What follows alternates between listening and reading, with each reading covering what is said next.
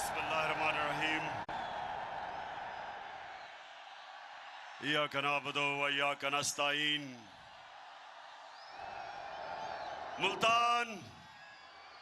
मुल्तान आपका दिल से शुक्रिया अदा करता हूं। बहुत बहुत शुक्रिया शानदार इस्तकबाल का। मैं खास तौर पे जिस तादाद में मेरी मुल्तान की बहनें निकली हैं, मैं खराज तहसीन पेश करता हूं उनको। मेरे पाकिस्तानियों, कभी भी दुनिया में कोई इनकलाब कामयाब नहीं होता जब तक उस कौम के नौजवान और उस कौम की ख्वातीन इनकलाब में शिरकत नहीं करती। और ये जो इनकलाब, इंशाअल्लाह ये जो इनकलाब आ रहा है, मैं हमेशा दुआ करता था अल्लाह से कि अल्लाह एक दिन मेरी कौम को जगा दे और उसको उसमें इतनी शऊर पैदा कर दे और इतना उस कौम को बेदार कर दे कि वो कभी किसी माफिया के सामने, चोर और डाकुओं के सामने या किसी सुपर पावर के सामने अपना सर झुकाएं। तो अल्लाह ने मेरी दुआ पूरी कर दी इस उम्र में। मैं अपने अल्लाह का शुक्र अदा करता हूं। मैं जब यहां आ रहा था तो बार बार मुझे पैगाम आया कि इमरान खान आपकी जान खतरे में, आगे शीशा लगा लो। मैं आज अपने पाकिस्तानियों को और खास तौर पे नौजवानों को कहना चाहता हूं, मेरे नौजवानों, बड़ी गौर से आपने मेरी बात सुननी है। देखें,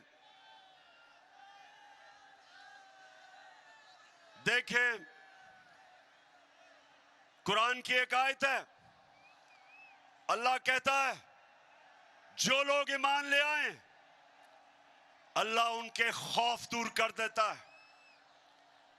मेरे पाकिस्तानियों, ये याद रखें और मैं अपने नौजवानों को खास तौर पे कहना चाहता हूं, खौफ, मरने का खौफ, जिल्लत का खौफ, अपनी रिस्क या नौकरी जाने का खौफ, ये एक बड़े इंसान को एक छोटा सा इंसान बना देता है।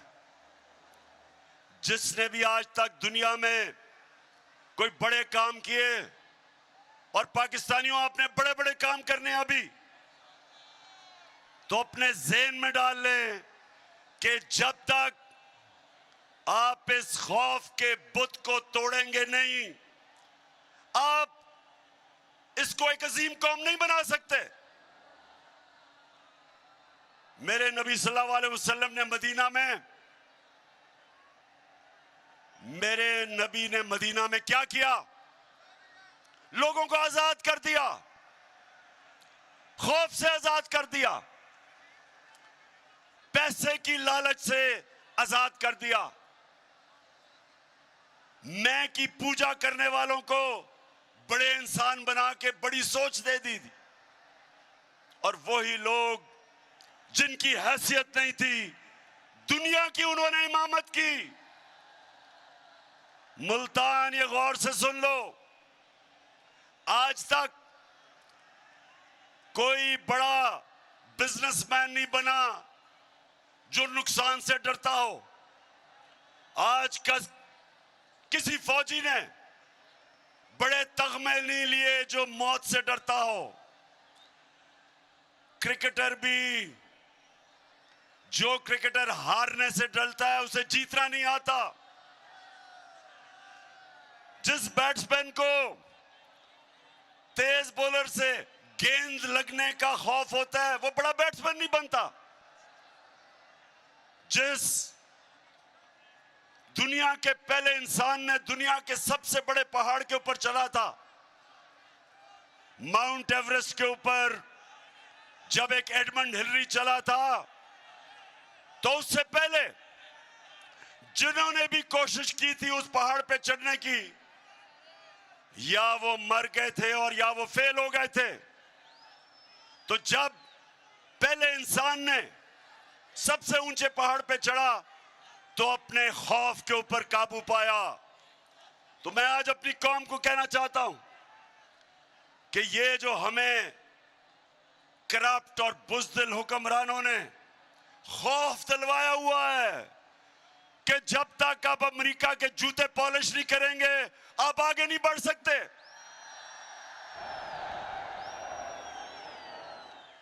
ये वो लोग जो इस मुल्क में ज्यादा, हमारी मुल्क की ज्यादा से जिंदगी में इस तरह के हुक्मरान रहे, जिन्होंने सुपर पावर के सामने घुटने टेके, अपनी कौम की आजादी को, अपनी आजादी खोई, अपनी इज्जत खोई, जिल्लत मिली हमें पाकिस्तानियों को हुक्मरानों की वजह से। तो मैं आज वो पाकिस्तानी जो पाकिस्तान के साथ बड़ा हुआ था, मुझे हमेशा इस चीज की तकलीफ होती थी कि हम अजीम लोग हैं, लेकिन ऊपर ऐसे हुक्मरान हैं जिन्होंने इस कौम को एक अजीम कौम नहीं बनने दिया। तो मैंने ये अल्लाह से कहा था कि अल्लाह, जब भी मुझे मौका मिले, जब भी तू मुझे मौका देगा, सबसे पहले मैं अपनी कौम की अजमत को उठाऊंगा, उसकी इज्जत को ऊपर करूंगा, कभी अपनी कौम को किसी के सामने नहीं झुकने दूंगा।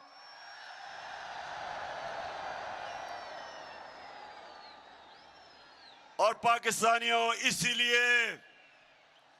इसीलिए ये साजिश की गई। साजिश की किसने? 30 साल से जो इस मुल्क को लूट रहे थे, जिनके ऊपर करप्शन के केसेस थे, जिन्होंने पूरी कोशिश की मेरे से कि मैं उनको NRO दे दूं, यानी कि जनरल मुशर्रफ की तरह उनके करप्शन केसेस खत्म कर दूं। पूरी कोशिश की, कभी लॉन्ग मार्च, हर किस्म की ब्लैकमेल, असेंबली में बुरा भला, मीडिया के ऊपर बुरा भला, जातियात, घटिया किस्म की जबान, हर बार कि जी कल गया तो परसों गया।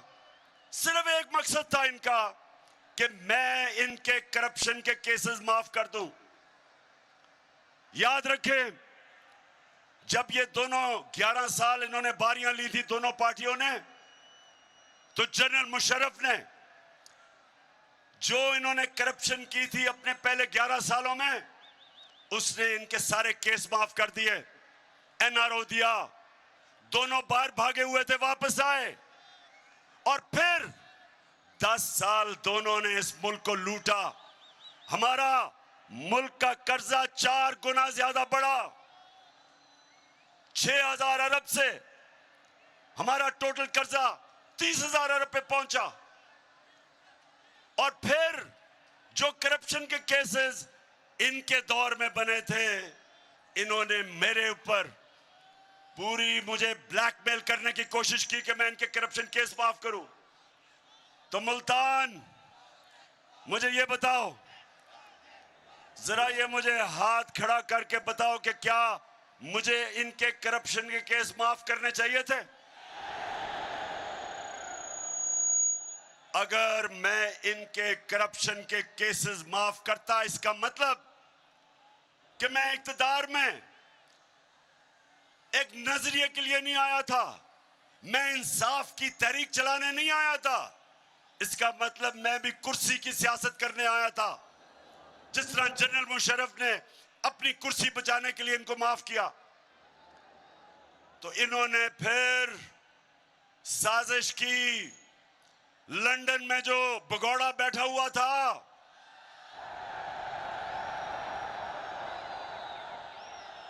वैसे नून लीग वालों, नून लीग वालों मुझे एक जवाब दे दो। कभी कभी नून लीग वालों अगर सुन रहे हो मुझे इसका जवाब दो। मुझे अभी तक समझ नहीं आ रही कि कभी भी कोई इंसानी माशरा कभी गीदड़ को भी लीडर मानता है?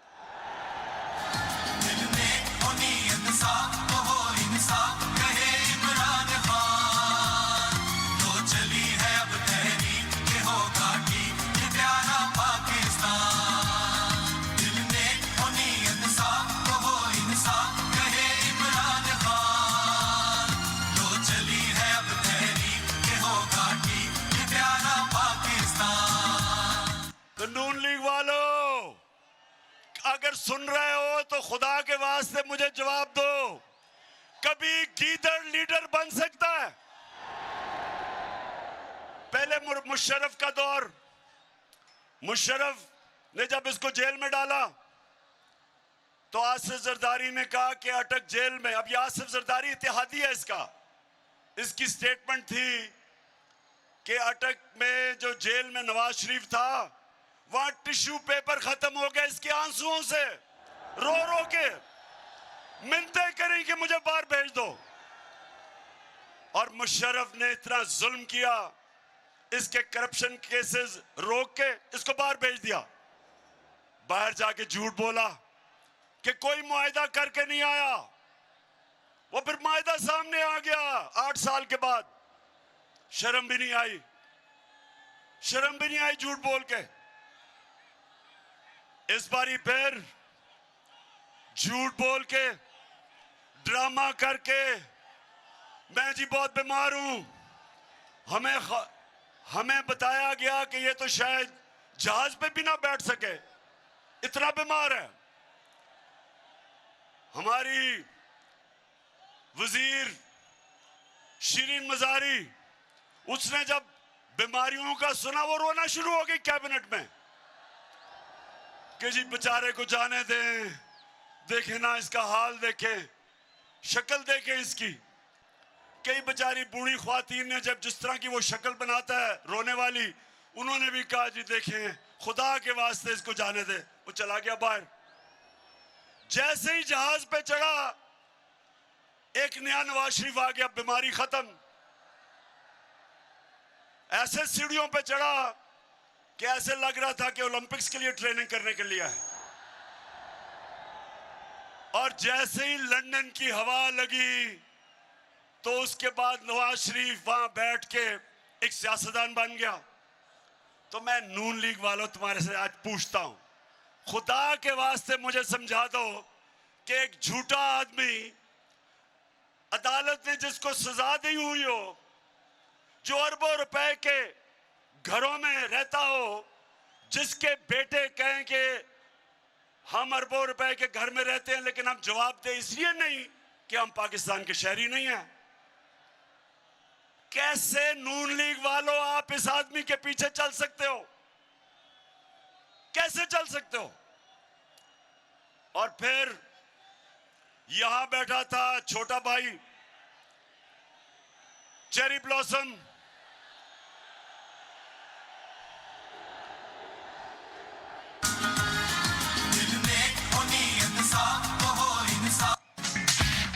तब्दीली आ नहीं रही, तब्दीली आ गई। अब कोई हिम्मत ना हारो, तब्दीली आ गई है यारो। चाहे मुश्किलें हजारों, तब्दीली आ गई है यारो।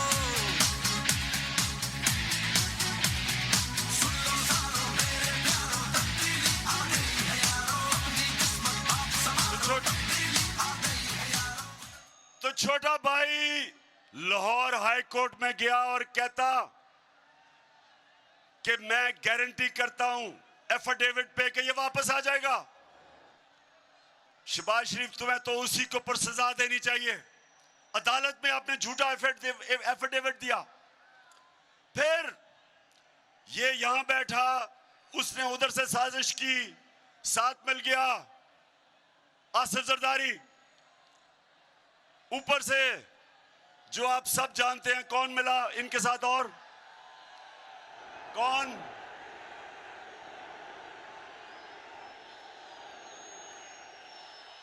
इनके साथ वो मिल गया जिसके ऊपर आजकल बात हो रही है उसकी कीमत बढ़ाने के लिए।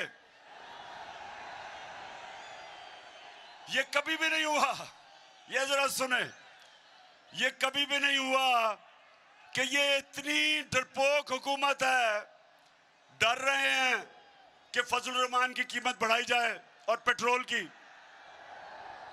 इतने डरे हुए हैं कि कहते हैं नेशनल सिक्योरिटी काउंसिल की मीटिंग बुलाओ ताकि वो फौज पे पड़े कीमत बढ़ाने पे।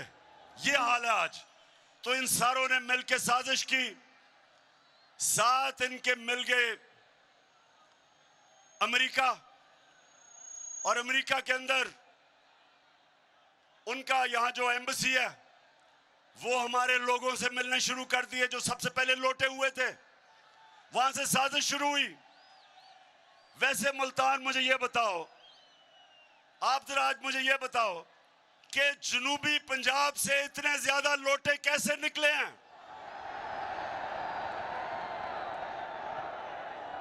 जवाब दें। लोटे आपने इधर से इतने ज्यादा लोटे जनूबी पंजाब से निकले हैं, और आज हम अल्लाह का शुक्र अदा करते हैं कि सबको डिस्क्वालीफाई हो गए। इन सब ने मिलकर साजिश की। 8 मार्च को एक अमेरिकी under secretary of state, Donald लू उसका नाम था, पाकिस्तानी एम्बेसडर को बुलाता है और उसको कहता है कि अगर तुमने इमरान खान को अदम एतमाद में ना शिकस्त दी तो पाकिस्तान के ऊपर मुश्किल वक्त आ जाएगा। धमकी दी और कहता कि अगर इमरान खान को आपने हटा दिया तो आपको माफ कर दिया जाएगा। मेरे मुल्तान के लोगों, क्या आपको अमेरिकनों से माफी की जरूरत है? इस कौम को इसलिए किसी से माफी की जरूरत नहीं कि खुददार कौम है।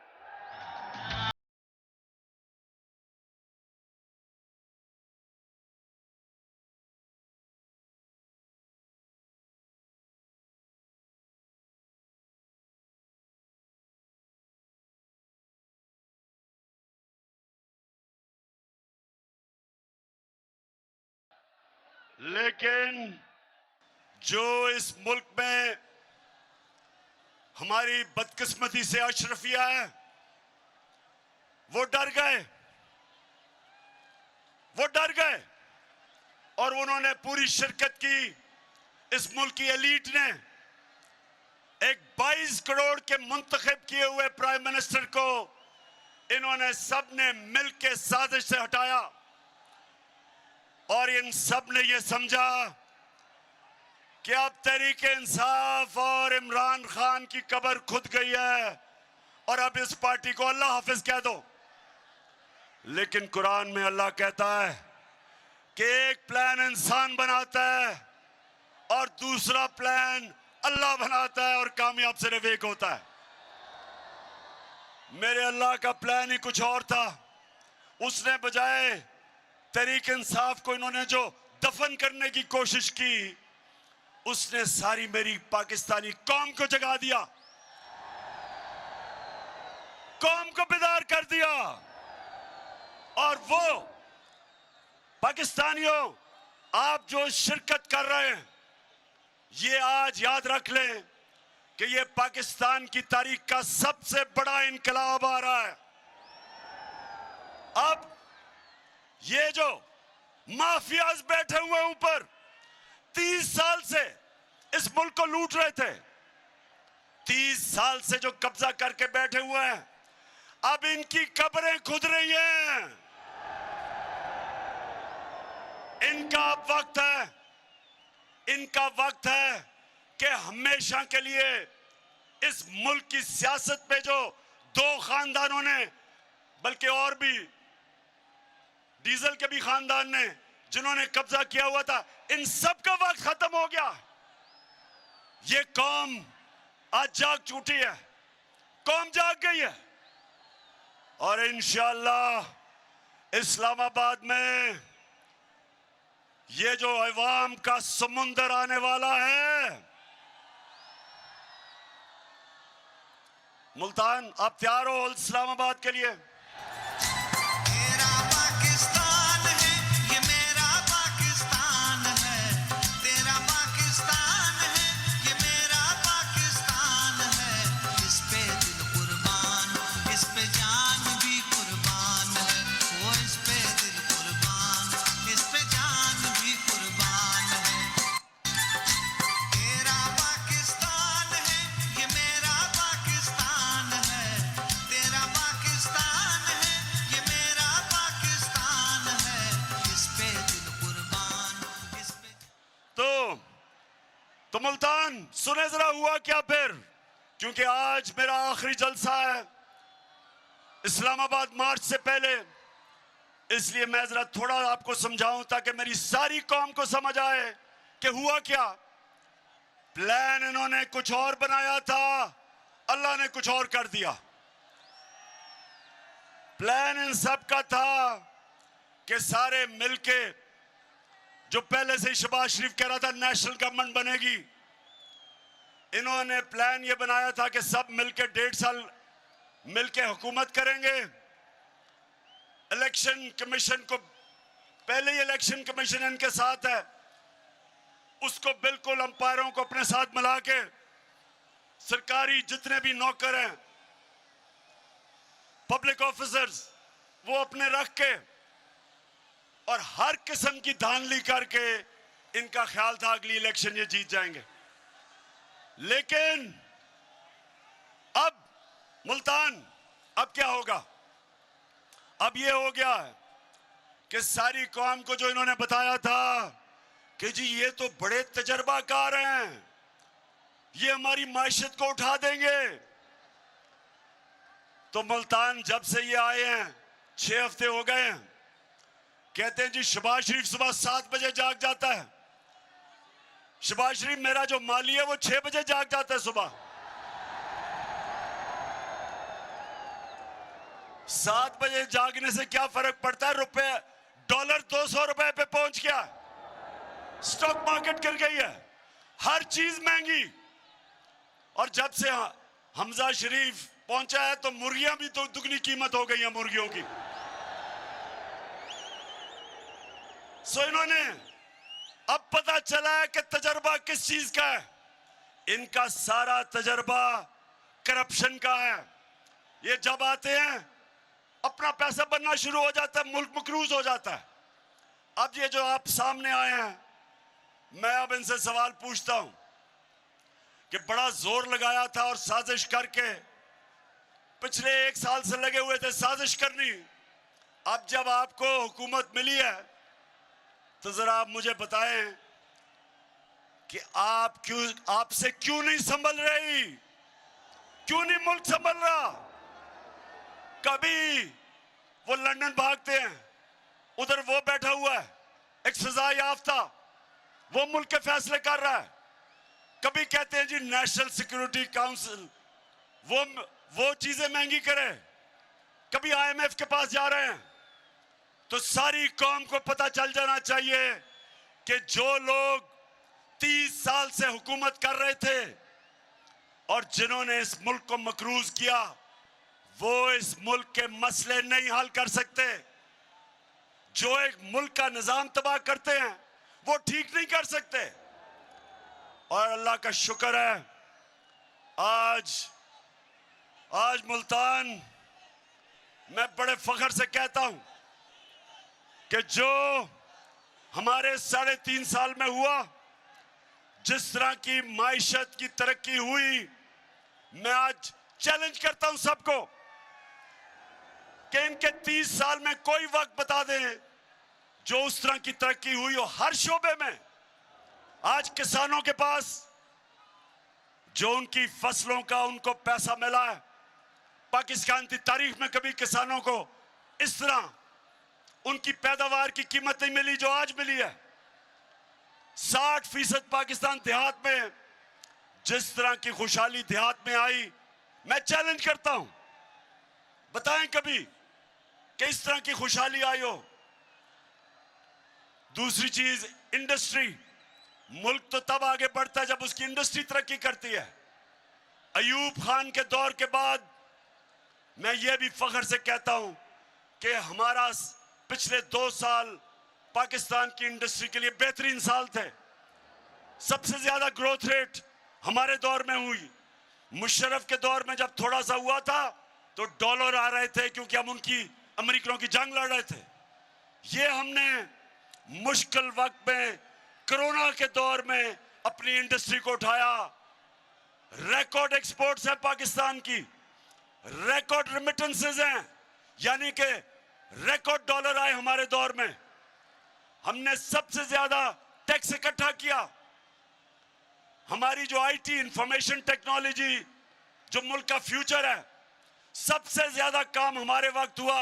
75% आईटी की एक्सपोर्ट्स बढ़ी। हम सारे बर्रे सगीर में हमारी पॉलिसीज की वजह से सबसे ज्यादा आज रोजगार पाकिस्तान में है बनस्बत बर्रे सगीर के। तो मैं इनसे पूछता हूं कि आपने इतना जोर लगा के साजिश करके जो गवर्नमेंट गिराई, तो आप बताएं, शुक्र है अल्लाह का कि मुवाजना हो रहा है हमारे दौर और इनके दौर का। और अगर मुझे अपने मुल्क की फिक्र ना हो मुल्तान, अगर मुझे अपने मुल्क की आज फिक्र ना हो तो मैं तो चाहूंगा ये और चले, चंद महीने इनको और चलने दो ताकि सारी कौम के सामने ये इनकी असल शक्ल नजर आए कि सिवाय करप्शन के इन्होंने आज तक किया ही कुछ नहीं है। जितनी देर चलेंगे ये जलील होंगे और जिन्होंने साजिश करके इनको लेके आए वो भी साथ जलील होंगे। इसलिए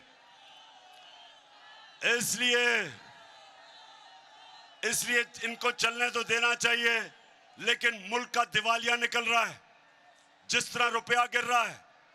और अभी रुपए गिरने की वजह से जो महंगाई आने वाली है, सारी चीजें महंगी होने वाली हैं, क्योंकि जब रुपया गिरता है सारी जो चीजें आप इंपोर्ट करते हैं सब महंगी हो जाती है, जिसमें तेल, बिजली, घी, जो चीजें, दालें जो बाहर से आप मंगवाते हैं वो महंगी होने वाली है। तो हमें तो अगर हम सियासत का सोच रहे हैं तो हम तो चाहिए चले, लेकिन हम पाकिस्तान का सोच रहे हैं और हमें पता है कि जितनी देर ये चलेंगे ये मुल्क को उधर धकेल देंगे जिधर यहां वो श्रीलंका वाला हाल होगा। आज श्रीलंका में देखें क्या हाल है, उधर लेके जा रहे हैं। इसलिए आज मैं यहां मुल्तान से डिमांड करता हूं कि जल्दी से जल्दी इलेक्शन की डेट दो और असेंबलियों को डिसॉल्व करो।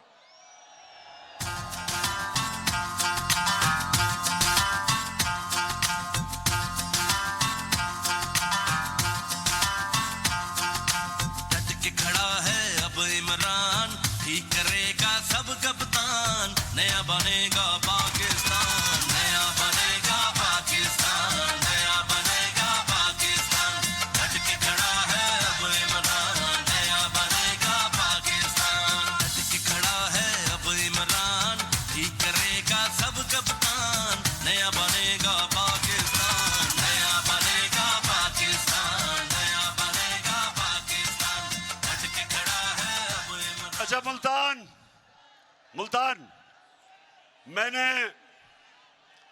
मुझे किसी सोशल मीडिया पे किसी ने मुझे तकरीर भेजी, वो मरियम कहीं तकरीर कर रही थी कल।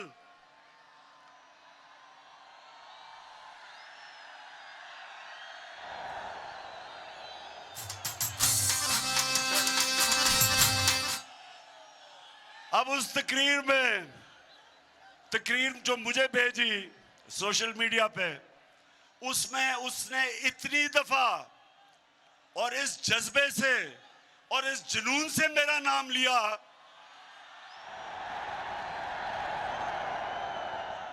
कि मैं उसको ये कहना चाहता हूं, मरियम देखो, थोड़ा ध्यान करो, तुम्हारा खामद ही नाराज ना हो जाए जिस तरह तुम ये बार बार मेरा नाम लेती हो।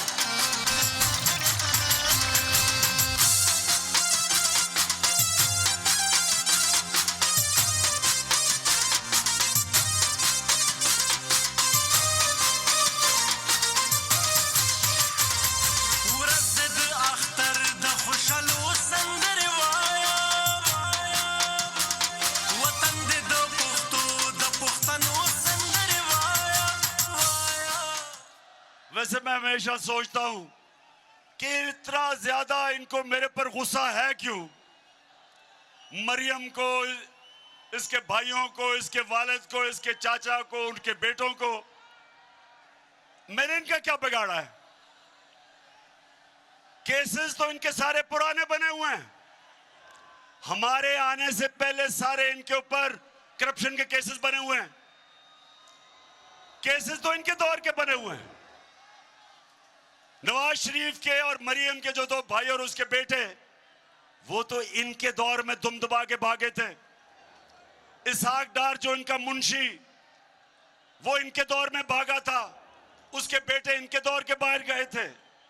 शहबाज शरीफ का दामाद, जब करप्शन का केस उस पे हुआ, वो इनके दौर में बाहर भागा था। तो स्वाय शहबाज शरीफ के मकसूद चपड़ासी केस के, बाकी तो सारे पुराने केस हैं। तो मेरे से गिला किस चीज का कि मैं आपके केस नहीं माफ करता। क्या मैं आपको कानून के नीचे लाने की कोशिश कर रहा हूं? क्या मैं आपको यह समझाने की कोशिश कर रहा हूं कि किसी भी महज़ब माशरे में सारों के लिए एक कानून होता है। पर मुल्तान के लोगों, मैं बार बार एक हदीस सुनाता हूं आपको, ये सब, और नौजवानों ये सब अपने ज़हन में डाल लो कि हमारे नबी सल्लल्लाहु अलैहि वसल्लम ने कहा था कि जो कौम छोटे चोरों को जेलों में डालती है और बड़े डाकुओं को नहीं पकड़ती, वो तबाह हो जाती है। दुनिया में जो कौम गरीब है, जो भी गरीब कौमें हैं दुनिया में, जिधर गुर्बत है, वहां सारों में एक चीज है, सिर्फ वहां छोटे चोर जेलों में जाते हैं। बड़े डाकुओं को, उनका इंसाफ का निजाम नहीं पकड़ सकता। आज तक हमारा अलमिया ये है कि हमारे मुल्क में बड़े बड़े डाकू ईवानों में चले जाते हैं और बेचारे छोटे चोर जेल में जाते हैं। जब मैं जनरल मुशर्रफ के दौर में अपनी आजाद अदलिया के लिए जब मैं तहरीक में शामिल हुआ और मुझे जेल में डाला, 8 दिन मैंने जेल में गुजारे। यकीन करो मेरे मुल्तान के शहरियों, वहां कोई मुझे ताकतवर डाकू नहीं नजर आया, सिर्फ बेचारे छोटे छोटे चोर नजर आए। जिसको 6 महीने रहना चाहिए था जेल में, वो 6 साल जेल में रह रहा था। और जब मैं नेशनल असेंबली में जाता था तो मुझे बड़े बड़े मुजरिम नजर आते थे, वहां डाकू नजर आते थे। और यह वजह है कि एक स्विट्जरलैंड जैसा मुल्क जिसके पास कोई वसाइल नहीं है, दुनिया का अमीर तरीन मुल्क है, क्योंकि उस स्विट्जरलैंड की खासियत यह है कि ताकतवर से ताकतवर डाकू, उनका इंसाफ का निजाम उनको जेलों में डालता है और तब एक माशरा ऊपर जाता है। मेरे नबी ने कहा था कि मेरी बेटी भी अगर जुर्म करेगी उसको सजा मिलेगी, कानून से ऊपर कोई नहीं। ये हमारा अलमिया है कि सोचे कि शहबाज शरीफ और इसके बेटे को सजा होनी थी। 24 अरब रुपए के FIA के केसेस, 16 अरब रुपए नौकरों के नाम पे, 16 अरब रुपया, 1 अरब में 100 करोड़ रुपया, 16 अरब रुपए नौकरों के नाम पे लिया। एक मकसूद चपड़ासी जिसकी 15,000 रुपया तनख्वाह, 4 अरब रुपया उसके अकाउंट में आता है और वो पकड़ा जाना था, उसको सजा होनी थी। जब सजा होनी थी तो तभी जिन्होंने साजिश की उन्होंने पकड़ के उसको मुल्क का वजीर आजम बना दिया और वो छोटे को पंजाब का चीफ मिनिस्टर बना दिया। अब मुझे ये बता, मुल्तान के लोगों, मुझे ये बताओ कि क्या अल्लाह की बरकत उस मुल्क पे आ सकती है जिसमें बेचारे गरीब लोग, बेरोजगारी है, महंगाई है, बच्चे भूखे हैं, वो बेचारे मोटरसाइकिल चोरी करता है, साइकिल करता है, भैंस करता है, वो तो जेल में चला जाता है। तो जो अरबों रुपया मुल्क का चोरी करता है, अरबों रुपया चोरी करता है, उसको मुल्क का प्राइम मिनिस्टर और उसके बेटे को चीफ मिनिस्टर, वो मुल्क का कोई मुस्तकबिल नहीं है। इसलिए मैं आपके पास आया हूं, इसलिए आपने इस्लामाबाद निकलना है मेरे साथ, इसलिए हमने इनको शिकस्त देनी है ताकि हम अपने मुल्क को उठाएं, इस कौम को वो कौम का वो मुकाम दें जो इसको मिलना चाहिए था। तो मुल्तान के लोगों, आज मेरी आखिरी जलसा है। इस्लामाबाद हकीकी आजादी मार्च से पहले मैं आज आप सबको तैयार करने आया हूं कि अगर हमारी कौम अब नहीं निकलेगी तो 2 गुलामियां करेंगे हम। एक गुलामी अमेरिका की, क्योंकि ये अमेरिका के गुलाम हैं। दूसरी गुलामी डाकुओं की, जो ये 30 साल से मुल्क को लूट रहे हैं। इसलिए फिर से मुझे बताएं कि आप तैयार हैं? बताएं, तैयार हैं?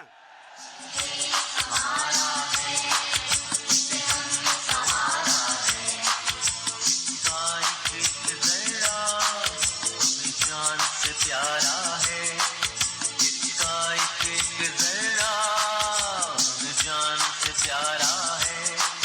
ये देश हमारा है, ये देश हमारा है, ये देश हमारा है। तो मैं मुल्तान, मुझे पता है गर्मी है और मुल्तान में तो अल्लाह का गर्मी का खास ही करम है, लेकिन जब इनकलाब आता है तो ना गर्मी, ना सर्दी, ना बारिश। इंसान जब अपने मुल्क की आजादी के लिए खड़ा होता है फिर वो अपनी जान पे खेलता है। और अगर मुझे गर्मी नहीं लगती मेरी उम्र में, तो आप तो सब मेरे से छोटे हैं।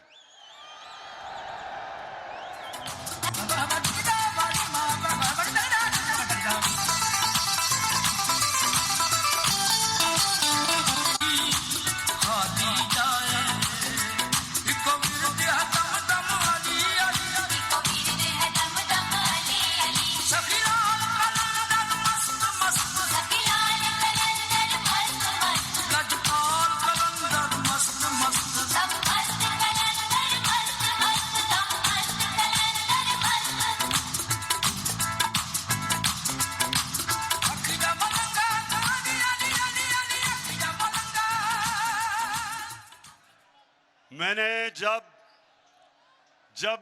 मैं हटा प्राइम मिनिस्टर बन के, तो तब मैंने फैसला किया था कि मैं तो अब निकलूंगा सड़कों पे।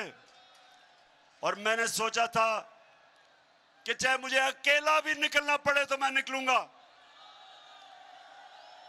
क्योंकि मैं अपने अल्लाह को, मैं जब भी अपने अल्लाह के पास जाऊंगा तो मैं उसे कहूंगा कि अल्लाह, मैंने अपने मुल्क के लिए पूरी कोशिश की, लेकिन मुझे तब अंदाजा नहीं था कि सारी मेरी कौम खड़ी हो जाएगी मेरे साथ।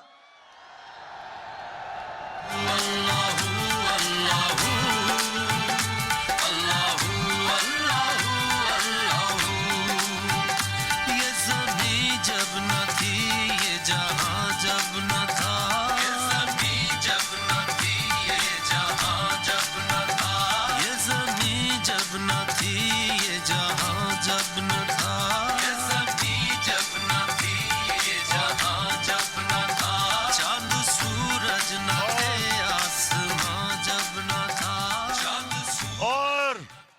मुझे ये भी अंदाजा नहीं था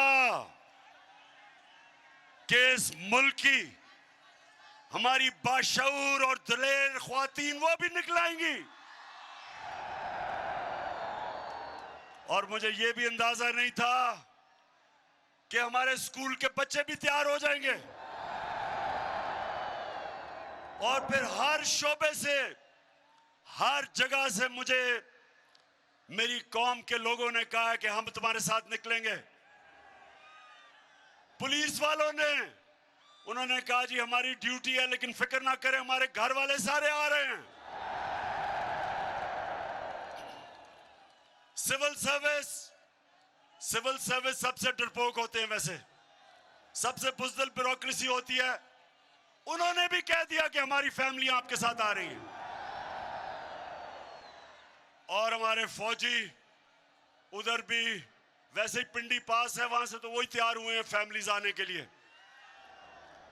और जो हमारे एक्स सर्विस, जो रिटायर्ड फौजी हैं, जिन्होंने अपने मुल्क के लिए अपनी जानें कुर्बान की हैं और देखा अपने फैमिली मेंबर्स, अपने दोस्तों को शहादत देते हुए, खास तौर पे जो अमेरिका की जंग में हमें लेके गए थे, आज तक हमारे फौजी कुर्बानियां दे रहे हैं उसके लिए।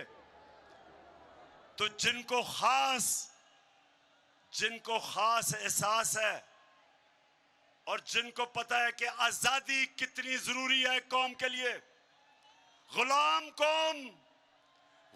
कौम की कोई कदर नहीं करता, सिर्फ आजाद कौम की इज्जत होती है।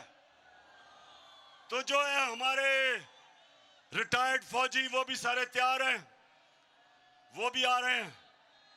और इंशाअल्लाह इस्लामाबाद में जो मैं देख रहा हूं, अवाम का समुंदर, वो पाकिस्तान तो छोड़े,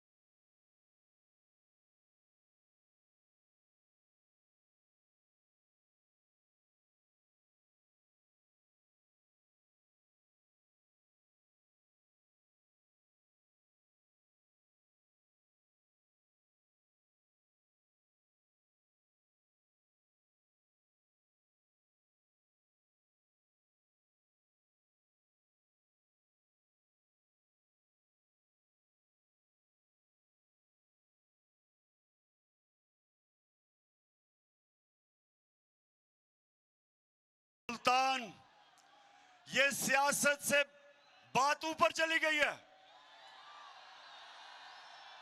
ये सियासत नहीं है। फिर से ये वो इनकलाब है जो पाकिस्तानियों को अब एक कौम बना रहा है कि कैसे एक छोटे से अमेरिकी अफसर, उसकी क्या जरूरत है कि 22 करोड़ पाकिस्तानियों को धमकी देता है कि अगर तुमने अपने प्राइम मिनिस्टर को ना हटाया तो तुम्हारे से हम बहुत बुरा करेंगे, और अगर हटा दिया तो तुम्हें माफ कर देंगे। बेशरम, तुम्हारी माफी की जरूरत नहीं है। तुम हो कौन? ये, और पाकिस्तानियों याद रखना, आप सब मोहम्मद मुस्तफा नबी सल्लल्लाहु अलैहि वसल्लम के उम्मत हो। दुनिया की तारीख का सबसे अजीम लीडर ना कोई आया था, ना आ सकता है। सबसे अजीम इंसान, हम उसकी उम्मत हैं। हमें हमारा कलमा हमें कहता है कि कोई नहीं है खुदा सिवाय अल्लाह के, किसी के सामने हम नहीं झुकते। तुम हो कौन अमेरिकी कि हमें धमकियां दे रहे हो?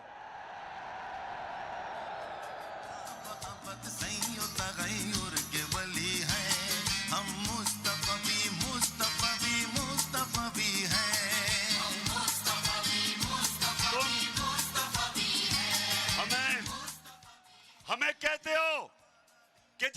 रूस से तुम गंदम नहीं ले सकते, तुम रूस से तेल नहीं ले सकते, जबकि वो 30% कम पे हमें दे रहे हैं। सोचें, 30% कम हम आपको पेट्रोल भी और फजल रहमान भी बेचे और गंदम भी बेचे, लेकिन अमेरिका सरकार कह रहा है कि इजाजत नहीं है। लेकिन हिंदुस्तान, ये सुने, हिंदुस्तान अमेरिका का स्ट्रेटेजिक एलाय है। हिंदुस्तान को उन्होंने कहा जी रूस से तेल ना खरीदो। हिंदुस्तान ने क्या जवाब दिया? हिंदुस्तान ने कहा हम एक आजाद मुल्क हैं, हम रूस से तेल लेंगे क्योंकि हमारे मुल्क में गुर्बत है। हम अपनी अवाम के लिए पॉलिसियां बनाते हैं, अमरीकी तुम्हारे लिए नहीं बनाते। हमारे साथ हिंदुस्तान आजाद हुआ था और उनको देखें गैरतमंद फॉरेन पॉलिसी, और हमें देखें कि हमारे पास कौन आया है, चेरी ब्लॉसम बूट पॉलिश। वो तो बूट देखता पॉलिश करता है, वो अमरीकी देखता है तो उसकी कान पे टांगनी शुरू हो जाती है। ये हमारी किस्मत में बैठे हुए हैं, जुर्रत नहीं है इनकी कि पॉलिसी बनाएं अपनी अवाम के लिए।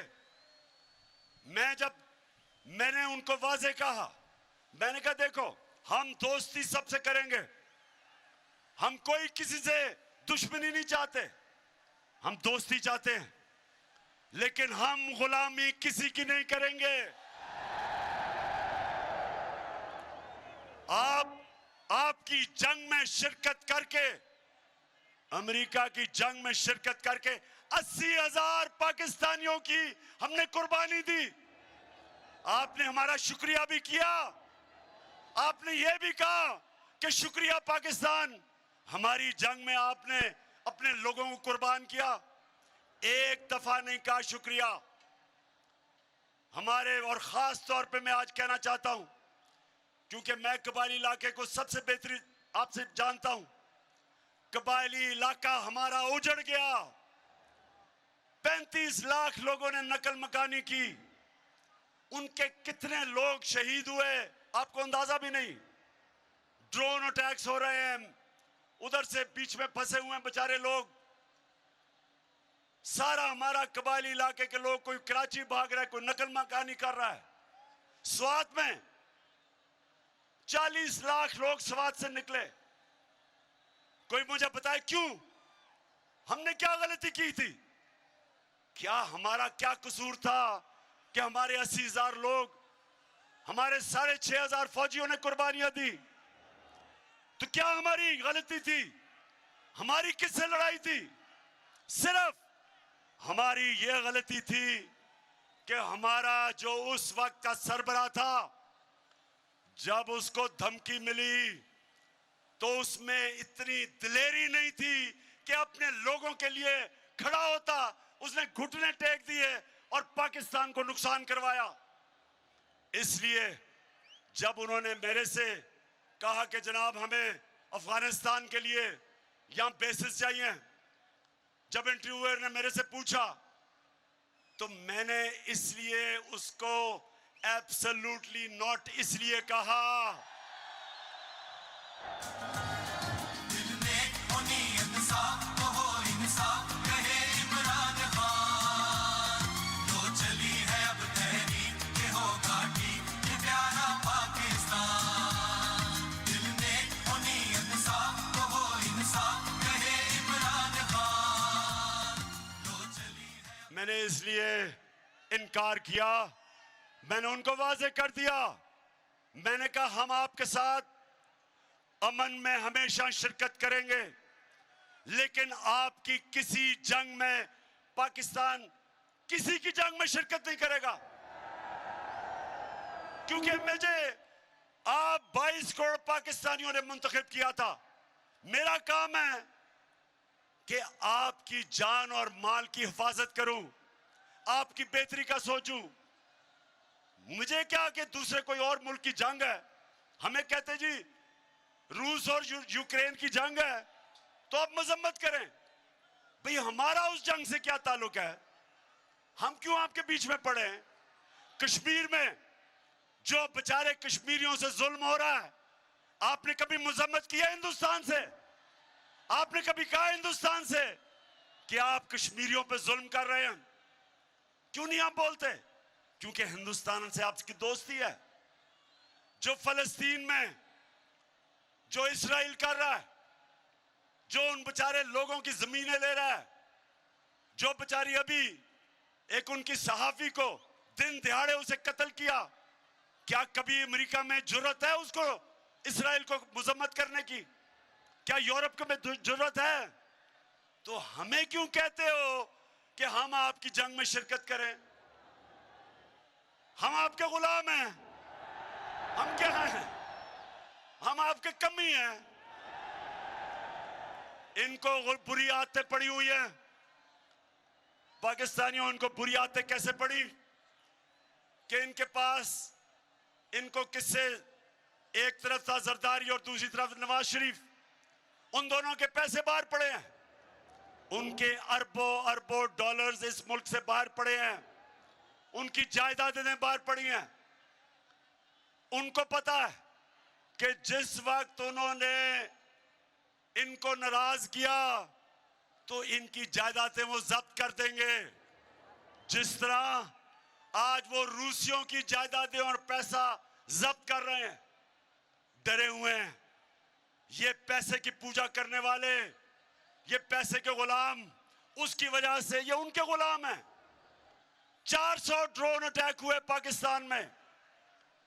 पाकिस्तानियों, ये याद रखो, ये दुनिया की तारीख में इसकी कोई और मिसाल नहीं मिलती कि जंग अमेरिका के लिए लड़ रहे हैं और वो पाकिस्तान के ऊपर ड्रोन अटैक कर रहे हैं। 400 ड्रोन अटैक नवाज शरीफ और जरदारी के दौर में। एक दफा इन दोनों बेशर्मों ने एक दफा मजम्मत नहीं की। एक दफा इनमें जुर्रत नहीं थी उनको कहने के लिए कि क्या आप अपने मुल्क में दहशतगर्दों के ऊपर ड्रोन अटैक करेंगे? क्या आप किसी और यूरोपियन मुल्क में ड्रोन अटैक करेंगे? क्या इनमें यह जुर्रत थी बरतानिया से पूछने के लिए कि इस मुल्क का सबसे बड़ा दहशतगर्द अल्ताफ हुसैन लंदन में रहता है, अगर हम उसके ऊपर ड्रोन अटैक करें इजाजत देंगे? नहीं देंगे।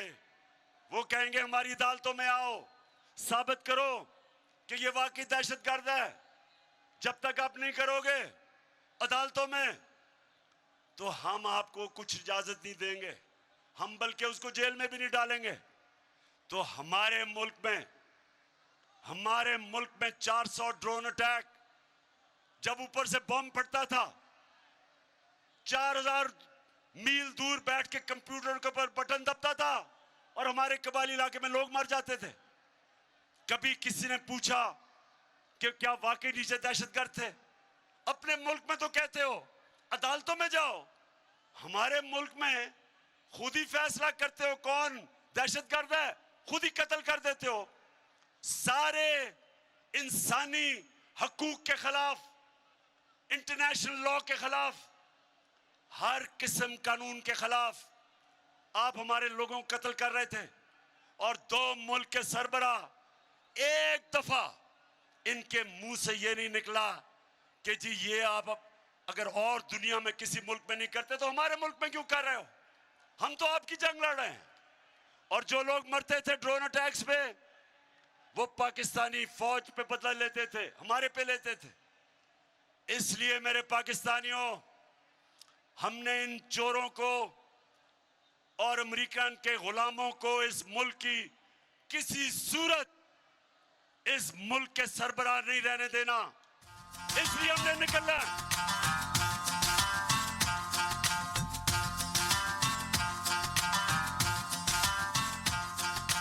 डट के खड़ा है अब इमरान, ठीक करेगा सब कप्तान। नया बनेगा पाकिस्तान, नया बनेगा पाकिस्तान, नया बनेगा पाकिस्तान। डट के खड़ा है अब इमरान, नया बनेगा पाकिस्तान। डट के खड़ा है अब इमरान,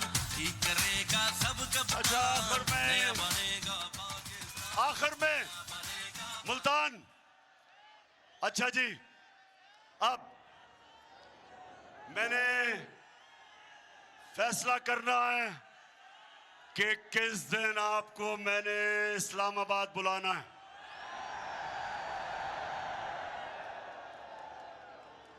वैसे फिर से बता दे, घबराना तो नहीं है, गर्मी तो नहीं, जज्बा जुनून है। तो सुने, हमने क्योंकि आज कोई नई डेवलपमेंट हुई है, लोटों को डिस्क्वालीफाई कर दिया गया।